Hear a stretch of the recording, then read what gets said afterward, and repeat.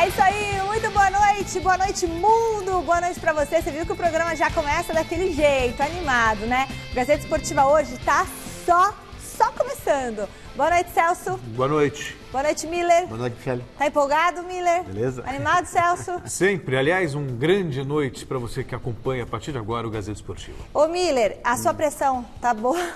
Tá ótimo. Tá bacana. Olha, o programa de hoje tá daquele jeito, porque senão a pressão do Miller sobe, ele fica nervoso e o programa tá cheio de informações quentinhas para você. Tem muita polêmica no mundo do esporte, então daqui a pouquinho a gente vai falar sobre a vitória de ontem do Santos sobre o Guarani, a irritação do Gesualdo que vocês viram aí, né, com alguns jornalistas, ele não tá mais tão bonzinho não. Mas antes, vamos lá para a Academia de Futebol, onde o Alexandre Silvestre acompanhou o treino do Palmeiras. Vai daí, Silvestre!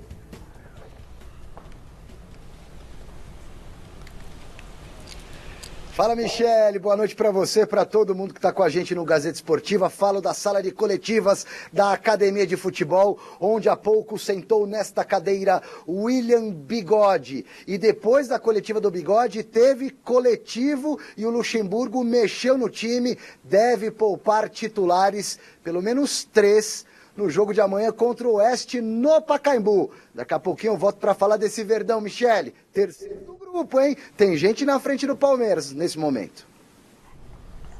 Boa, Silvestre. Então daqui a pouquinho você volta com muitas informações pra gente, sempre ao vivo aqui no programa. É isso aí, muito bom ter o Alexandre Silvestre com a gente ao vivo, porque ele sabe, ele é daquele jeito, ele sempre traz uma pitadinha, uma pimentinha. Aliás, dá pra pôr ele na tela de novo?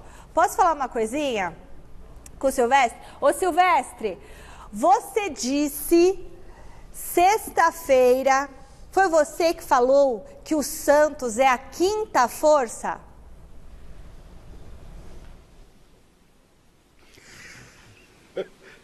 Foi, isso aí causou uma polêmica, estão querendo a minha cabeça, invadiram as minhas redes sociais, sobrou até para minha filha de 6 anos, Michele. O pessoal confunde o momento, uma análise apenas do time, do elenco, nesse início de temporada. Eu em nenhum momento, eu sou meio maluco, mas não sou burro, nem idiota. Eu nunca falaria que o Santos é menor que o Bragantino. É que o Bragantino, para mim, vai se meter no meio dos grandes nesse Paulistão. E o Santos, para mim, nesse momento, no papel, tem menos time do que São Paulo, Corinthians e Palmeiras, mesmo tendo feito uma excelente campanha no Brasileiro do ano passado. Tá explicado, Michele? Tá explicado, Alexandre Silvestre, porque já estão invadindo as minhas redes sociais e já estão também falando um monte de coisa pra mim. E é isso aí. Falou, tá dito. E eu concordo com você. Daqui a pouquinho a gente volta.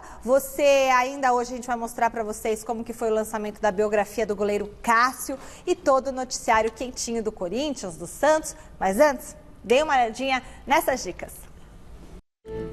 A gente voltou e a nossa enquete de hoje mexe com as torcidas dos 4 grandes clubes de São Paulo. A gente quer saber o seguinte: quem é o melhor goleiro do futebol paulista? É o Cássio, do Corinthians? É o Everson, do Santos? É o Thiago Volpi, do São Paulo? Ou o Everton, do Palmeiras? Entre no site gazetesportiva.com, deixe o seu voto, participe pela hashtag Gazeta Esportiva, que o seu comentário vai aparecer ao vivo aqui no programa, e pelo WhatsApp você também pode mandar o seu vídeo com a sua opinião, 99479-1633. E aí, Celso? São todos bons goleiros, mas pela fase, pela história, pela experiência, Cássio. e pelo momento. Eu sou o Cássio.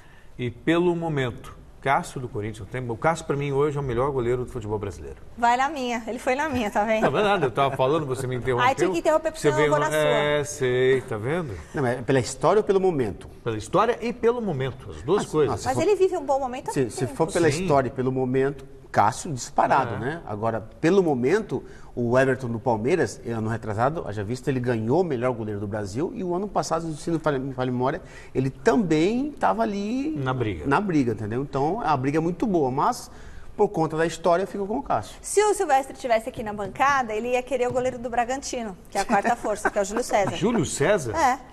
Com todo respeito ao Júlio César, mas... Júlio César sempre foi reserva Mas do Corinthians. é o Silvestre. É o Silvestre falando. Bom, a propósito da nossa enquete, o Cássio ontem viveu uma noite muito especial. Aconteceu lá no Museu do Futebol do Pacaembu o lançamento da biografia dele. Cássio, a trajetória do maior goleiro da história do Corinthians. Essa aqui, ó, é a capa da biografia escrita por Celso Unzelt, a biografia do ídolo corintiano, que foi lançada nessa segunda-feira, aqui no Museu do Futebol, no estádio do Pacaembu. E apesar de ser uma história gloriosa e que começou há pouco tempo, em 2012, dá uma olhada nos 4 primeiros da fila aqui para conseguir um autógrafo do Cassião. João, 9 anos. Pedro, 11 anos. Cauã, 14 anos. Luiz, 9 anos. Essa galerinha não mediu esforços para ver o ídolo de perto. Olha o exemplo do João, o primeiro a chegar. Que horas você chegou para conseguir esse autógrafo do Cássio? 10 horas. Mas e a escola? Eu faltei. Mas como assim? Sua mãe deixou você faltar? Como é que é? Sim. Tudo pelo Cássio? Sim. Depois de esperar por 10 horas, João foi chamado para abrir a noite de autógrafos. E aí, meu amigo, o jovem emudeceu. Tudo bem, vai. É claro que a gente entende, João. Pelo menos saiu aquele sorrisão na hora da foto. Mas eu fico perguntando, né? Porque como eu sou alto, às vezes a criança podia se assustar, alguma coisa assim, mas é um carinho porque, como o Celso falou, criança é pura, né? As coisas são de coração mesmo. E se a noite é de biografia, tem que rolar uns bastidores. Ninguém melhor que os goleiros Kaique e Walter para entregar o Cassião. Um de outro só tá meio mal-humorado, mas na medida do possível é sempre um cara gente boa, que sempre procura dar conselho, dar bronca, corrigir. Um cara legal. É mais de manhã, acordou cedo, cansado, ainda mais tem jogo direto, né? Então sempre no dia seguinte um pouquinho. Brincadeiras à parte, o evento contou com o técnico Thiago Nunes, jogadores, dirigentes e muitos fãs. Era de se esperar, afinal, com 32 anos, Cássio já defendeu o gol do Corinthians em 454 jogos.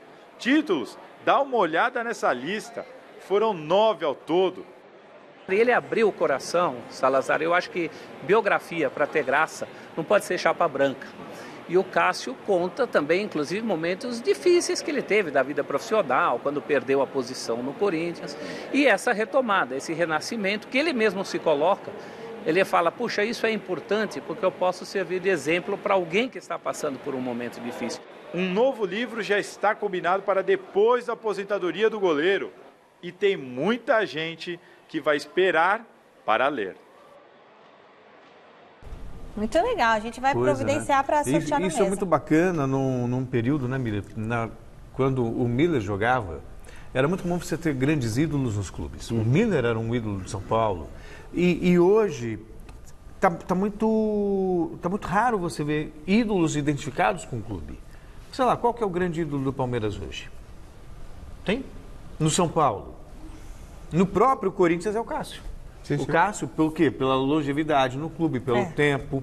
Mas é raro, é cada vez mais raro esse tipo de idolatria. Talvez o último grande ídolo do São Paulo, talvez não, com certeza, foi o Rogério Ceni, né? O mais recente. E isso mostra o carinho, isso só é construído com muita competência e por estar muito tempo à frente de um clube.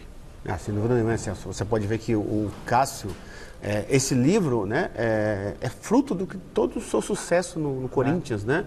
Como você bem disse, antes, Michele, cada torcedor do São Paulo, Palmeiras, Corinthians, Santos, ele decorava, ele sabia de cor e salteado a escalação do seu time. Hoje não, hoje por conta disso que o Celso falou, com a extinção do passe, um somatório de coisa. Com a extinção do passe, o jogador fica 6 meses no clube e vai embora para a Europa, quer dizer, então a camisa 10, a camisa 8 é praticamente extinta hoje num time titular. Pode ver o jogador jogar com 33, 75, quer dizer, é normal isso hoje no mundo do futebol. E ter jogadores assim, com muito tempo no clube, como o Cássio, também, como você disse, é raridade. Olha, muitos jogadores do elenco do Corinthians apareceram na noite de autógrafos da biografia do Cássio, mas nem tudo foi festa. O zagueiro Gil teve uma discussão com alguns torcedores na saída do evento, olha.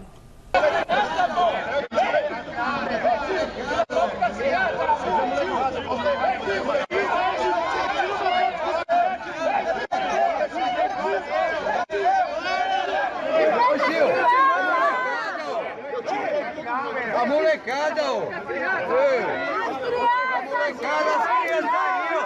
Tira a foto das crianças aí. Tira a foto com as crianças aí, ó. Vai. O Corinthians é o time do povo. Isso aí, ó. Tira a foto das crianças aí, ó.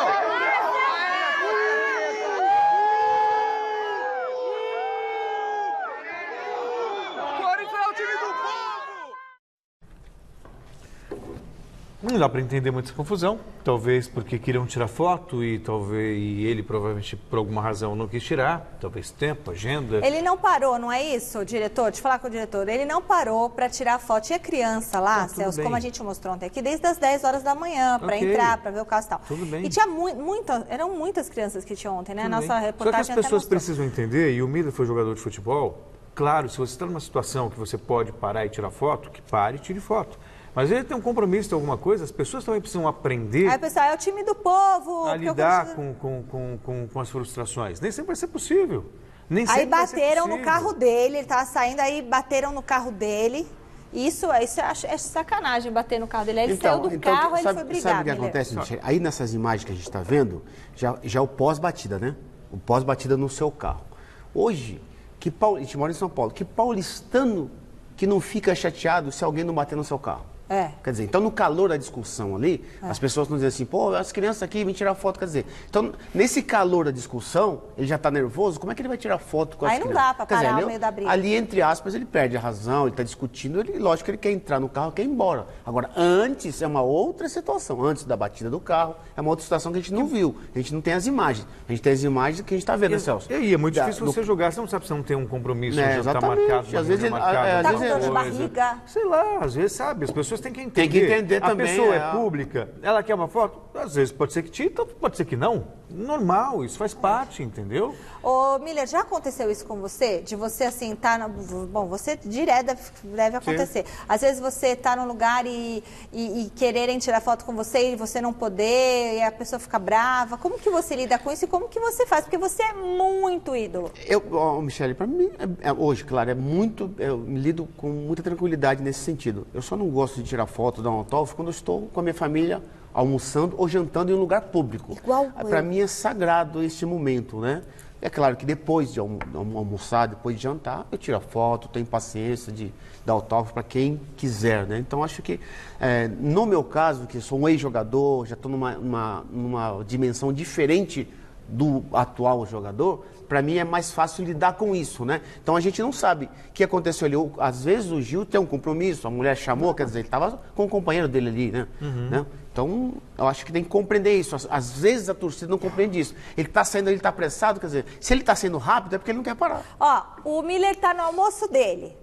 Eu sou igualzinha a ele. Tá no almoço. Ele tá ali na churrascaria, tá bom? Porque sempre na churrascaria isso acontece. O garfo tá indo pra boca. Tá aqui, ó. Ô, Miller, posso tirar uma foto com você? E babando, e cuspindo. Assim, tá com um pedaço de carne na boca aqui, pô. E a pessoa vem assim em cima. E você tá comendo. Então, gente, só espera. Não, é muito desagradável. É uma questão de respeito, né? Só espera um minutinho, porque a pessoa vê assim falar. Não, e aí cabe ao pai, né, que tá lá com a criança. A criança realmente ela quer ver não, o ídolo. Não, criança não faz isso. Criança não tudo faz. bem, isso mas é coisa de assim, ó, adulto, vamos tentar. Se conseguimos, ok. Se não conseguimos, tentamos numa outra oportunidade. Simples assim. Ó, o Santos conseguiu, mas ó, fora essa hora, depois da gente comer, enquanto tá só ali pegando pão de queijo, a gente sempre quer abraçar, beijar todo mundo, vocês sabem. Eu sou italiana, quero abraçar, beijar todo mundo com muito carinho.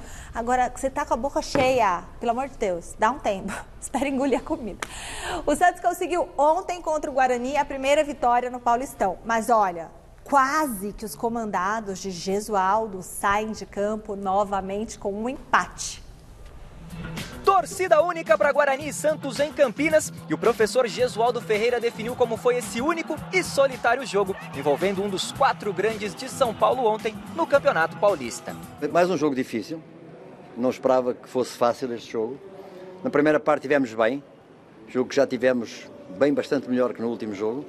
Fomos capazes de jogar mais próximos, com mais bola, fomos capazes também de controlar melhor os espaços do que no último jogo. O Santos do técnico Gesualdo Ferreira não tinha marcado nenhum golzinho sequer contra o Bragantino na estreia pelo Campeonato Paulista lá na Vila Belmiro. Mas aqui em Campinas, contra o Guarani, o time precisou de só 20 minutinhos para sair na frente. Felipe Jonathan aproveitou o ótimo passe de Eduardo Sacha e cruzou milimetricamente na cabeça do Arthur Gomes. Cruzamento com GPS teleguiado, 1-0 Santos. A nota triste é que o Arthur Gomes precisou ser substituído, ainda na primeira etapa, por conta de um probleminha na coxa. O segundo do Peixão só não veio nessa bomba aí do Felipe Jonathan porque Deus entrou no meio, se liga.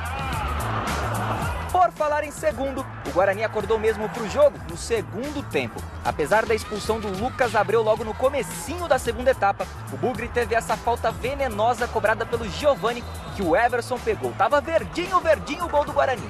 E ele amadureceu de vez, graças a essa cabeçada do Rafael Costa depois do passe também de cabeça do Marcelo. Gol na raça no brinco, 1-1.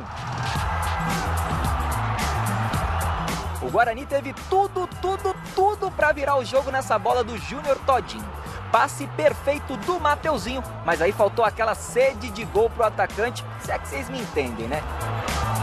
E como quem não faz toma ditado mais do que batido no futebol, o Pablo marcou contra e definiu a primeira vitória do Santos no Paulistão 2020. 2-1 e fim de papo. Como é que você quer jogar com a intensidade nesta altura com 18 treinos? Não, sim, é difícil, é bem complicado. Não, mas você fez essa pergunta, não fez? Fez ou não fez? Sim, a minha pergunta foi a seguinte, em relação à intensidade, porque tem treinador que joga de uma maneira menos intensa e treinador que joga de uma maneira mais intensa. Não, meu querido, só se joga de uma maneira intensa quando se tem capacidade para jogar com intensidade. O Santos hoje não foi, na segunda parte, uma equipa, porque não tem condição para ser, aquela equipa que podia e deve ser no futuro. Isto é, controlar o jogo de uma forma serena, inteligente e sabendo claramente quais são os espaços que tem que estar. Bom, e o Gesualdo não está mais com todo aquele bom humor de quando ele chegou ao Brasil, não, hein? O treinador português se irritou com alguns jornalistas depois do jogo. Mas o time do Santos é um time diferente com o senhor no comando em relação ao time que era com o Sampaoli, com menos intensidade, mais bola alçada na área. A gente vai continuar vendo isso? Ou não entendi, fala outra vez que eu não entendi. Vamos de novo. Você está falando do Sampaoli durante um ano? Durante o ano, pô, eu só tenho 15 dias, pô. Mas então, professor... Não sei o que é que vai acontecer. O ponto é... dizer que não. O meu time não vai ser igual, a minha equipa não vai ser igual, os jogadores não são os mesmos, está a ver ou não? E, portanto, eu vou preparar a minha equipa de acordo com aquilo que são os meus processos. O senhor encontrou aqui no Brasil o que o senhor imaginava?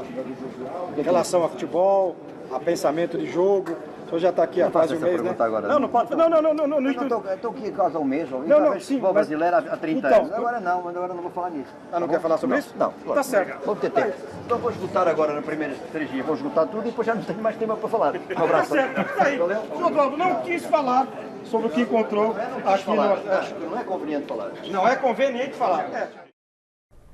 Ixi, bom, eu não entendi uma palavra do que o Gesualdo falou. O Celso pode traduzir aqui, porque o Gesualdo falando eu sinceramente, eu não sou corporativista. Mas ele não estava tão bravão, né? Não, mas eu acho que ele estava, assim... Pé da vida? Óbvio que está irritado, mas é natural. As pessoas acham que o time tem que apresentar um futebol vistoso, maravilhoso, com 2 jogos. Pelo amor de Deus, o cara acabou de chegar, está conhecendo... É isso que eu falo. Às vezes a gente cobra paciência de torcedor. Ok, é difícil porque o torcedor é passional. Mas o jornalista, tudo bem, a pergunta cabe, mas cabe também a compreensão do momento.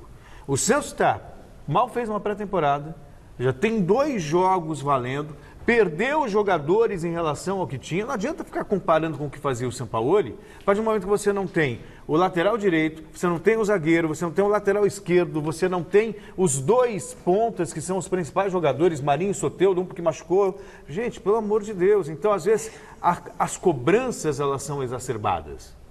Sabe? Então, eu compreendo. Eu entendo que a pergunta pode ser feita, mas também compreendo o mau humor do treinador. Que às vezes eu acho que é mágico. Eu acho que a pergunta não deve ser feita. Foi uma pergunta errada, uma pergunta, como pode dizer assim, maldosa. Por que não deve até ser porque feita? o Sampaoli não tem nada a ver com o Gesualdo. O time do Sampaoli teve um sucesso extraordinário.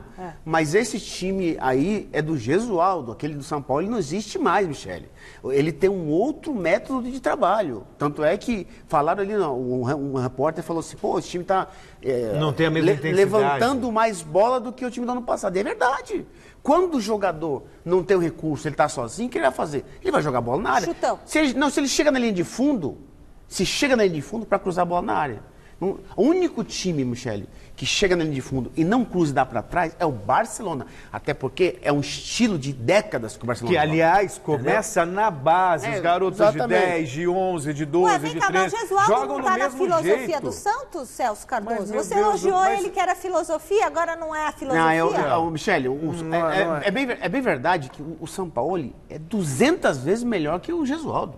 O time do Gesualdo é um outro time agora. Agora a gente tem que ter essa compreensão. É claro, são do 2 momento. partidas, pré-temporada, o jogador tá com a perna presa, não está o time titular. Quando tiver o time titular, depois de 8 a 10 jogos, aí sim a gente pode cobrar a mão do treinador. 8 a 10 jogos? Sim, pra pelo gente sentir. Pelo menos. Jogando o time do ano passado. 8 a 10 jogos, então dá 2 meses, certo? Sim. Então daqui 2 meses pode cobrar o Jesualdo, porque a torcida lá no site gazetesportiva.com, também torcida santista, tá brigando aí, não tá muito feliz com o Jesualdo. Claro, que os caras não querem um treinador de futebol, eles querem mágicos. Mágicos. E aí a diretoria, a partir do momento que demite um treinador depois de 2, 3 jogos sem... subscreve esse tipo de comportamento. Nem perdeu, né, ainda? Não, trabalho, gente. É trabalho. O cara tem 4 pontos conquistados. Ganhou um jogo. Mas ele é bom? Gente, meu Deus do céu, ele tem uma história, tem 70 anos, foi professor da academia, deu aula para Mourinho, deu aula para um monte de gente, ganhou o título nacional Daqui 8 jogos, Michele, eu vou dizer para você se ele é bom ou não. Daqui 8 jogos, o Miller vai falar se o Jesualdo é bom ou não, porque eu realmente não conhecia ele. Então vamos lá, vamos contar. Final de semana tem o terceiro. O mundo todo ainda sente a perda inesperada de Kobe Bryant. Que tragédia. O astro da NBA, LeBron James, fez uma bonita homenagem ao amigo e as investigações sobre a queda do helicóptero continuam. Nesta segunda-feira foi divulgada a conversa entre operadores de torres de controle e o piloto do helicóptero de Kobe Bryant. Identificado pela sigla N72EX, o helicóptero conversa com 3 operadores diferentes e recebe uma permissão especial para voar mesmo com a neblina. No entanto, quando o terceiro operador entra em contato com o piloto, ele não recebe resposta. A última fala do funcionário da torre afirma que a aeronave está em um nível muito baixo para ter o voo acompanhado. Depois disso, o contato com o piloto é perdido. De acordo com as investigações, o helicóptero despencou cerca de 150 metros em apenas 15 segundos, até se chocar com o solo. As homenagens a Kobe Bryant e a sua filha Gianna continuam em Los Angeles. Um mural foi pintado com a imagem dos dois. No Staples Center, ginásio em que Kobe se consagrou no basquete, muitos fãs ainda estão desacreditados e de luto. No fim da noite de ontem, o craque LeBron James, que era muito amigo de Kobe Bryant, publicou nas redes sociais. Emocionado, disse que ouviu a voz de Kobe no domingo de manhã, mas jamais pensou que aquela seria a última conversa que teriam. Com o coração partido, LeBron prometeu dar continuidade ao legado que o amigo deixou e encerrou desejando um reencontro com Bryant, que ele chamou de irmão. Ai, triste demais, né? Giro de notícias.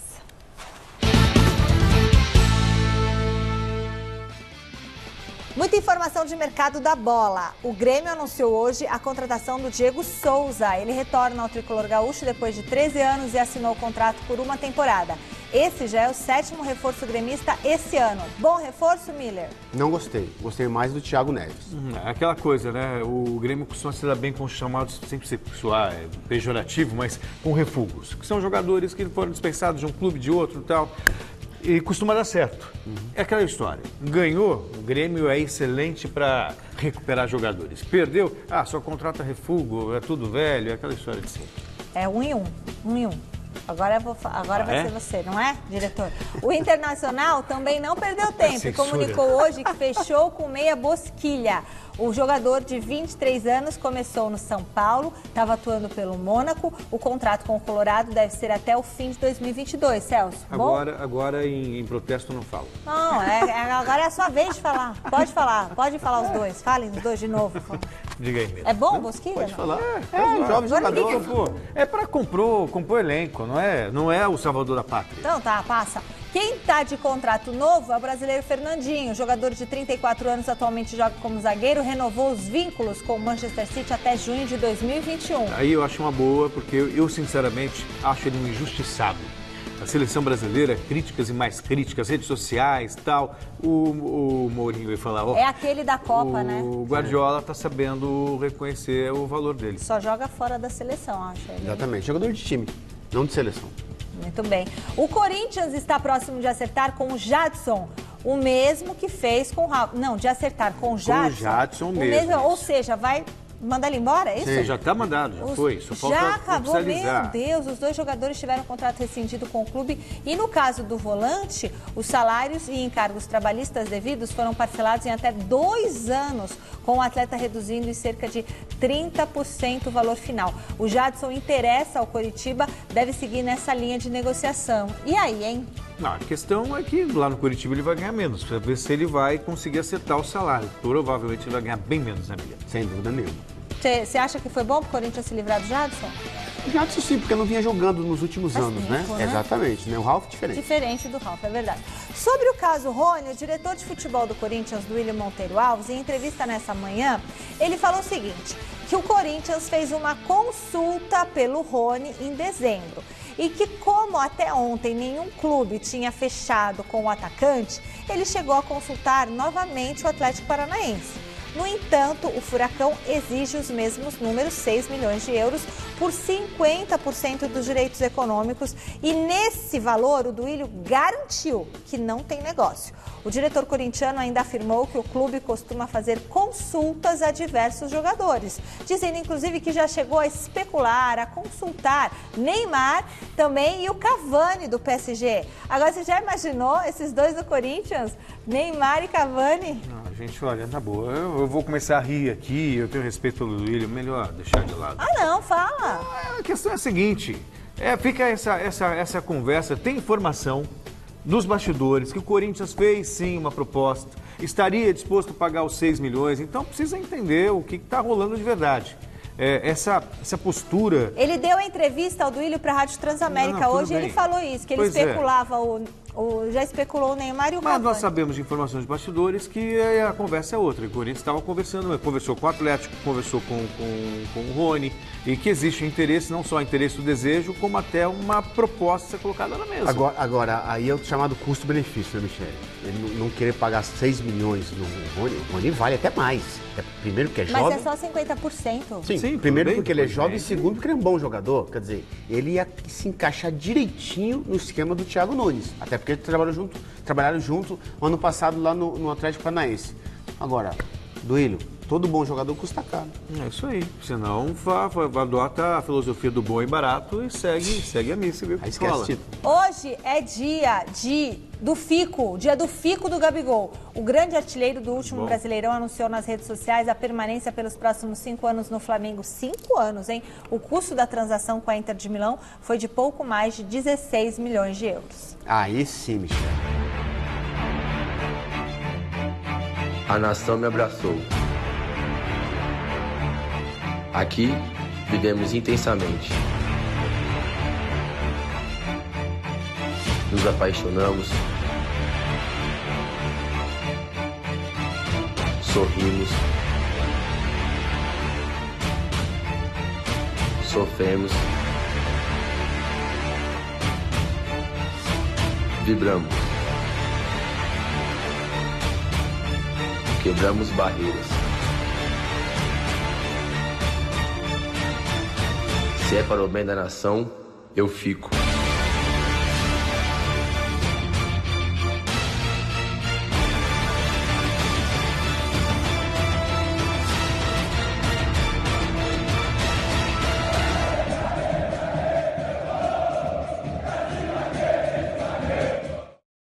É assim, primeiro, vamos por partes, vamos pelo detalhe, vamos pelo todo. Pelo todo primeiro, vai. Vamos lá, que isso aí vai dar o que falar. Tô chato hoje. Todo dia você tá um pouco... O Gabigol, eu acho muito dinheiro, mas ele já mostrou que ele dá conta, que ele resolve, foi artilheiro do time e tal, foi útil. Então não adianta, foi um bom negócio para o Flamengo, salários altíssimos para os padrões brasileiros. Foi um bom negócio do Flamengo e um ótimo negócio do Gabigol, vai ganhar mais de 1 milhão por mês. Agora, querem fazer um trabalho de marketing? Já fizeram isso também com o Neymar, o dia, dele falando, fazendo. Horrível o áudio. Treina o rapaz. Prepara a voz dele para fazer uma coisa, para passar a verdade. Aí fica aquela coisa lida. Vibramos. Vibramos. Ensina como se faz para botar a alma naquilo que ele está fazendo. Faz o curso do Celso, Gabigol. Não precisa nem fazer no curso, mas alguém que o prepare. As pessoas precisam entender que elas precisam falar melhor. E as palavras tem que ter alma naquilo que faz. Você fala isso. Não é só ler uma coisa, então lá, vibramos, quebramos barreiras. Converse quem, Zé Mané? Para mim foi um excelente negócio. né, Michele? O Gabigol é um bom jogador para os padrões brasileiros. Excelente negócio para o Flamengo, custo-benefício, ele é jovem, artilheiro e, Michele, esse ano, algum título, com certeza, o Flamengo vai ganhar. Eu acho que ganha todos. E ele vale isso tudo? Com certeza vale. Vale. Para os padrões hoje... E para ele foi bom também, Gabigol, porque eu acho que ele não ia ter mercado. Sabe por quê, né? Michele? Ele, no Flamengo, ele tem 90% de possibilidades de chegar na seleção brasileira. E se a gente está 90%. E se a gente está falando de valores, o Flamengo pagou quanto pelo Gabigol? 16 milhões de euros. Quanto o Atlético quer no Rony? 12 milhões de euros. Aí não vale. 12 milhões. Se fosse tudo, integral. 50%. Então, mas não vale. Não, mas eu tô falando, mas é proporcionalmente, olha o que fez o Gabigol e olha o que faz o Rony. Não, o Rony... Quanto que o Goiás queria pelo Michael? Entendeu? Aí os clubes estão aproveitando, né? Para poder ganhar uma grana, né? Mas o Gabigol vale sim. Bom, vamos voltar lá direto para a Academia de Futebol com o nosso Alexandre Silvestre, que traz as notícias quentinhas do último treinamento do Verdão. Fala aí, Silvestre.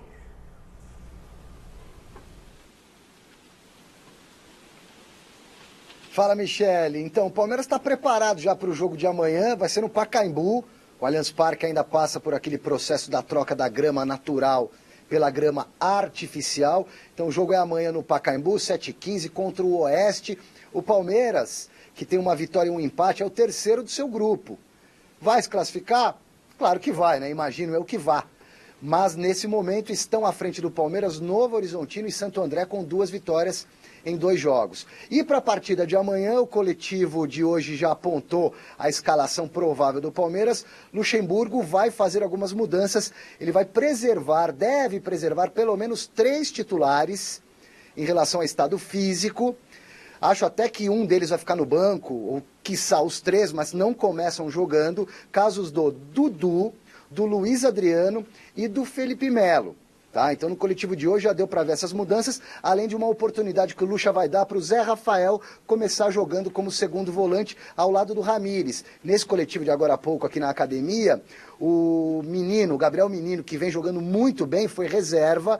O Luxemburgo está fazendo um experimento, porque o Zé Rafael de segundo volante entrou bem, principalmente no jogo de estreia do Palmeiras, lá em Itu. Nós estávamos acompanhando essa partida. O Zé Rafael foi bem no segundo tempo, fez gol, deu assistência e amanhã deve ser a surpresa do time. Antes de eu confirmar o provável Palmeiras, vamos conversar, ou melhor, resgatar trechos da conversa que o William Bigode teve com a gente nesta sala de coletivas há pouco, falando dessa briga por posições, o ataque do Palmeiras com muitas opções. Se o Rony chegar então, aí já viu, né? E o William pode jogar de falso 9, pela ponta, se movimentando. Ele é um jogador de custo-benefício altíssimo. Foi assim no Corinthians, foi assim no Cruzeiro. Um cara que não dá trabalho, sempre que é preciso, ele vai lá, dá conta do recado, faz gols, não enche o saco do técnico, sendo titular ou não. É um jogador de custo-benefício muito legal e o William está disposto a jogar onde for nesse ataque do Palmeiras e amanhã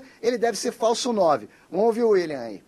Eu já joguei das 2 formas, né? Já até tive essa conversa com o professor Vanderlei e me sinto à vontade, como eu já joguei muitos jogos aqui no Palmeiras.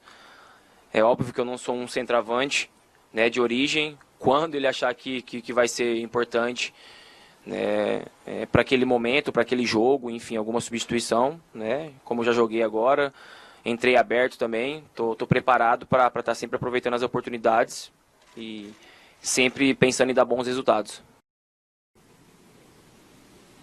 Então, na vaga do Luiz Adriano, que vai ser poupado, ou deve ser poupado, praticamente confirmada essa informação, entra o William Bigode. Na vaga do Dudu, vai jogar o Scarpa. E na zaga, no lugar do Felipe Melo, esses 3 jogadores poupados, entra o Luan. O William, se começar jogando, pode melhorar os números muito bons dele com a camisa do Palmeiras.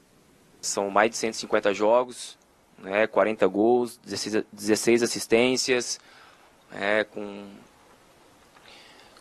com a porcentagem de 70%, né, sendo titular, né, então quero viver um momento, né, óbvio, estou me preparando mais, né, não tenha dúvida, esse início para mim já está sendo bem especial, né, dessa forma saudável, porque eu tenho certeza que 2020 será um ano bem especial, não somente para mim, mas para os meus companheiros, para o clube, que eu tenho certeza que temos tudo para conquistar grandes coisas aí.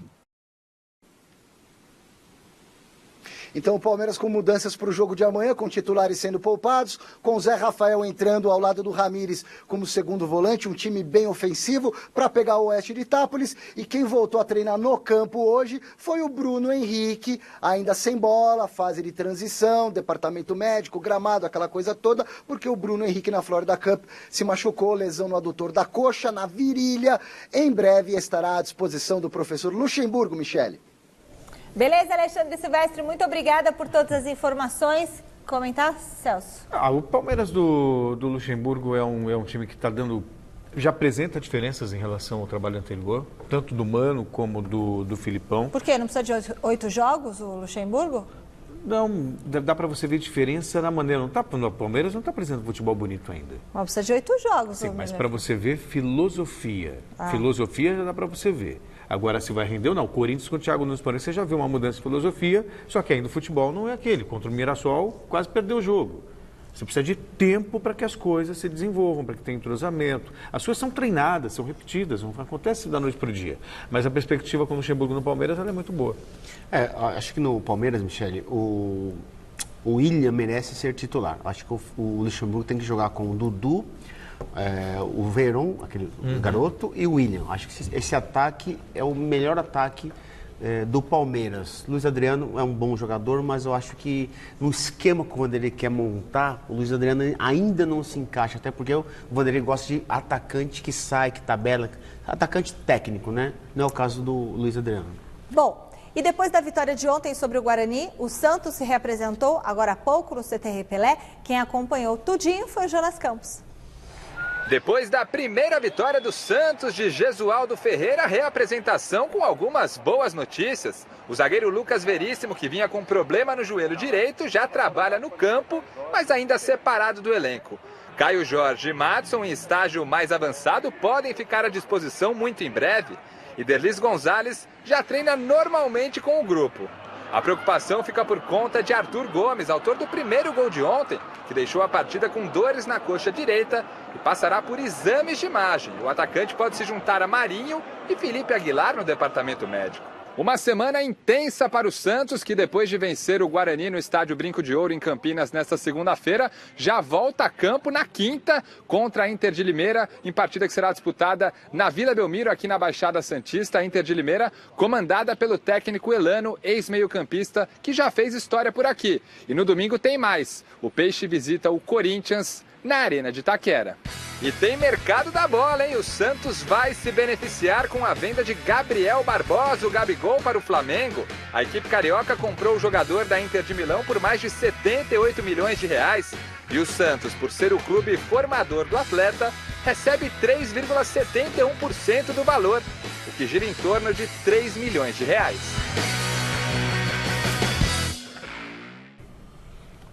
E aí, Miller, sensacional, né? Gabigol de volta. Não, sem dúvida nenhuma, né? Agora o Santos precisa melhorar, né? O Celso precisa melhorar. Mas, sério, o Santos tem um bom time. Para mim, um dos melhores ataques do país. Provou isso no passado. Agora precisa melhorar e, para melhorar, precisa ter os principais jogadores no campo. Beleza. Bom, e lá no Corinthians, hoje quem falou com a imprensa foi o lateral direito Fagner. O José Paz traz as informações do Timão.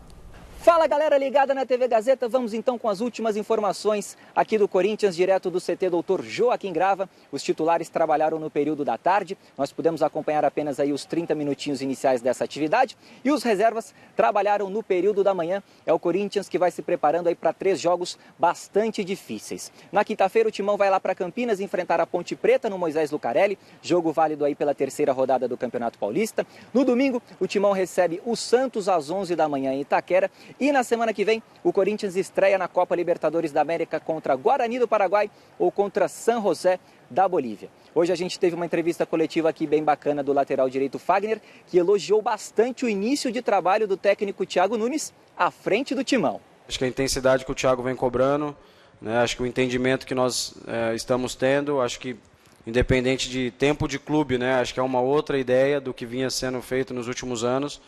Né? Então, assim, acho que é tudo novo. Né? A gente sabe que é o início, né? Como eu falei, a gente tem que achar um equilíbrio para, na maior parte dos jogos, fazer o nosso jogo. A gente tem que se reinventar a cada jogo, né, a cada situação adversa que a gente enfrentar. E como eu falei, é só com o jogo que a gente vai aprendendo isso, né, a gente vai tirando lições para que a gente possa evoluir como equipe. Falando agora do mercado corintiano, o volante Victor Cantillo, jogador contratado junto ao Júnior de Barranquilla da Colômbia, deve ter a sua situação regularizada a qualquer momento, até porque o Timão já pagou aí a primeira parcela que devia ao time colombiano e o nome do Cantillo deve aparecer no bid da CBF a qualquer momento e ele deve ficar à disposição do técnico Thiago Nunes para a sequência do Campeonato Paulista. Falando agora do Rony, jogador lá do Atlético Paranaense. O Duílio Monteiro Alves, diretor do Corinthians, disse que a contratação está bem difícil porque o Atlético Paranaense não abre mão de receber aí cerca de 6 milhões de euros por 50% dos direitos do jogador. O Fagner aí na entrevista coletiva falou sobre possíveis reforços e disse que qualquer jogador que chegar ao Corinthians nesse momento vai ser muito bem-vindo. A gente tem que estar feliz com quem está aqui, né? E a gente sabe que temos uma equipe já qualificada, mas é como eu falei, se chegar mais 1, ou 2, ou 3, ou 4, se a diretoria assim achar que vai qualificar ainda mais o nosso elenco, que seja melhor para a equipe. Tem mais um detalhe envolvendo o Rony, que a gente não tem falado muito, né? Proposta do Palmeiras, essa do Corinthians que nunca é admitida. A partir de outubro ele pode assinar com quem ele quiser, de graça. Sem pagar os 6 milhões? Sem pagar, Ai, tá bom. sem pagar, a partir de outubro. Dá para esperar, gente. Pode aparecer alguém que queira fazer negócio agora, né? Mas, então existe essa perspectiva também de repente, se não der acordo agora, ele ficar no Atlético Paranaense, ou seja lá, ou afastado jogando, que lá na frente você consiga o atleta. Aí o Atlético Paranaense está marcando bobeira, né? Toca. Quer dizer, 3, 4 milhões de euros, pelos 100% dos seus direitos, já está de bom tamanho. Agora, 6 que, na milhões verdade, por 50%. Tem um imbróglio com o clube japonês, que era detentor dos direitos federativos do Rony, que esse valor que eles estão cobrando na FIFA está em torno de 42 milhões. Nossa! 42 de reais. 42 milhões, me ajuda aí, dá uns 10 milhões de dólares. Quer dizer, seria o preço, né, porque o Atlético teria que pagar caso seja condenado. Então... Bom, é uma novela e tanto. Tem data para acabar, não tem? Não acaba a janela, não tem nada? Não. Então pode ficar se estendendo. Eu não aguento mais falar do Rony com todo o carinho. Novela, né? Porque agora a gente tem que entender uma coisa. O Rony fez um grande campeonato no Atlético Paranaense ano passado, mas a gente não está falando do Gabigol, do Bruno Henrique. Então. É um jogador normal. Não é que ele é um craque de bola que vai vir resolver o problema do Corinthians. Não é isso, não. Ele vai vir disputar a posição. Isso aí. O São Paulo segue em Araraquara, onde treina para enfrentar amanhã a Ferroviária. Sem o Antony, que está com a seleção olímpica, e o Elinho, que sofreu uma entorse no tornozelo, o Fernando Diniz terá que inovar para escalar o tricolor. O treinador tem 3 opções para o lado direito do ataque: Everton, Pato e Daniel Alves. Mais informações do tricolor, tá lá, gazetesportiva.com. Bom, o São Paulo... Quem você prefere? Everton, Pato ou Dani Alves? O Everton quando chegou, né, do Flamengo, chegou com uma expectativa muito alta, jogou muito, diga-se de passagem. Custou muito, mas jogou muito, aí ele se machucou. E a partir do momento que ele ficou fora, o São Paulo caiu de produção. Na época acho que era o Aguirre, o técnico. Se não falha a memória, era o Aguirre. Agora, não sei como é que tá, né? O Pato, aquela... Enfim, então... Daniel Alves, vai com o Daniel Alves. E aí, você, Miller? Eu acho que ele vai colocar o Liseiro no meio. Sério?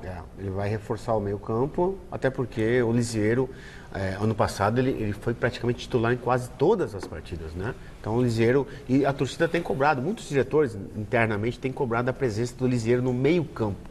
Acho que o São Paulo com Daniel Alves, Hernanes no meio campo, acho que o meio campo fica muito vulnerável. Muito lento. Exatamente. Também. Então acho que se ele colocar o Liseiro, ele reforça mais o meio campo e ganha mais na chamada intensidade na dinâmica de jogo. Mas o Hernanes ainda tem essa intensidade de jogo? Não.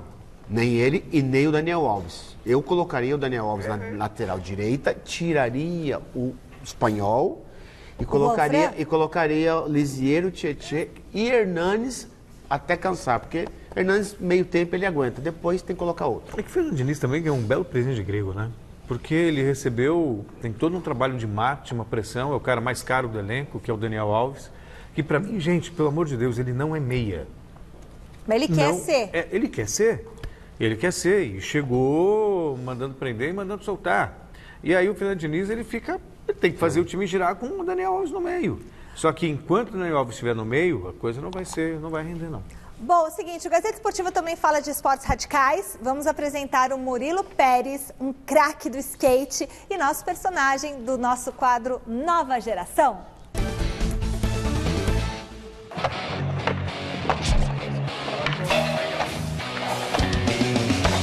Por incrível que pareça, ele cai de vez em quando.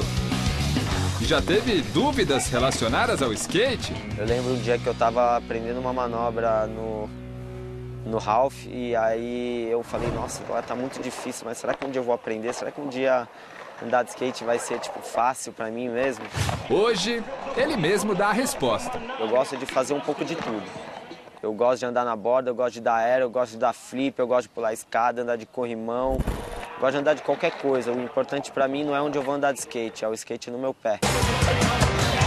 As imagens e os feitos da carreira já revelam o talento de Murilo Pérez, campeão brasileiro invicto em 2019, amante do skate desde pequeno, quando acompanhava o irmão, também skatista, em competições. E se liga só no quintal da casa da família. Isso aqui é uma chácara da minha família, eu passei minha infância inteira aqui. E eu passava o dia aqui correndo, subindo em todas as árvores. Só que quando eu comecei a andar de skate, eu comecei a não vir mais pra cá, porque não tinha o que eu fazer. Aqui era tudo grama, não tinha onde andar de skate. Quando eu passei pra profissional, eu tinha um patrocínio que conseguia me ajudar. Meu irmão estava começando a entrar cada vez mais nesse ramo de construção de pista de skate. E aí as coisas foram acontecendo até que a gente conseguiu fazer tudo possível para fazer uma pista aqui. E foi daqui que começou toda a nossa história com a construção de pista de skate, com a Pug, que é a nossa empresa. Quando não está viajando para competições, é aqui que Murilo passa a maior parte do tempo, seja trabalhando pela empresa, treinando ou simplesmente reunindo os amigos. Hoje, graças a Deus, eu posso dizer que ser skatista profissional está me proporcionando uma vida dos sonhos. O sítio da família do Murilo fica aqui em Carapicuíba, bairro Vila da Oportunidade. E o que esse skatista paulistano de 23 anos mais pensa para 2020 é justamente em ter a oportunidade de disputar os Jogos Olímpicos de Tóquio. É engraçado, parece até quando eu estava no último ano de escola, né? Que faltam 8 meses assim para acabar as aulas, parece aqueles 8 meses que não passam, né? Então eu estou vivendo um pouco disso agora porque está chegando cada vez mais perto o momento. É um momento que todo mundo fala muito nisso agora e, consequentemente, a nossa vida acaba vivendo em função disso nesse momento. A vaga para Tóquio ainda está em jogo, já que algumas competições em 2020 serão determinantes para definir os classificados. Para garantir presença nos Jogos Olímpicos, é preciso estar entre os 20 melhores do mundo. E um país pode ter no máximo 3 representantes. O skate olímpico será disputado em 2 modalidades, street e parque, a especialidade de Murilo. Mas o skatista gente fina, família e talentoso pensa em algo maior quando o assunto é a Olimpíada. Eu espero que o skate possa entrar nas Olimpíadas mostrando o que ele realmente é, o que é a sua essência, o que existe por trás em si da competição ali. Porque o skate não é só a competição é mais um detalhe dentro daquele encontro, daquela reunião de família, sabe? Isso é o skate. Eu que vivo a vida do skate, eu me sinto sempre em harmonia com a minha vida, em paz com todo mundo, sabe? Eu acho que se todo mundo pudesse viver dessa forma, a gente ia viver muito melhor. Parabéns, Murilo! Tô torcendo por você. Um beijo muito grande, viu? Olha, nossas redes sociais, anote aí, Facebook/Gazeta Esportiva, Twitter e Instagram, @Gazeta Esportiva, nosso canal do YouTube, se inscreva, conteúdos exclusivos e super bacanas, youtube.com/Gazeta Esportiva e tem o do Mesa, youtube.com/Mesa Redonda. A mamãe tem que falar dos 2 filhinhos. E tem mais uma coisa, WhatsApp na tela. Aqui é o Valdir de Itapevi, o melhor goleiro aí é o nosso goleiro, Thiago Volpe. Vai, Tricolor! Boa noite, Gazeta Esportiva. O melhor goleiro do Campeonato Paulista é o Cássio. Vai, Corinthians! Boa noite, Gazeta. Na minha opinião, quem está sendo o melhor goleiro no momento é o Volpe, que está salvando o São Paulo.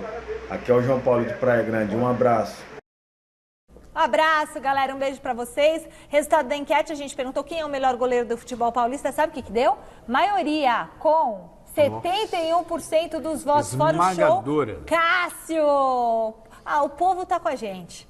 Acabou, pessoal. Aliás, domingo no Mesa Redonda vai ter uma votação. O melhor time do século XXI, começando pela posição de goleiro, século XXI, a partir de 2001. Encerramos o Gazeta Esportiva homenageando Billy Bass Nelson, baixista do Funkadelic. 69 anos, hein?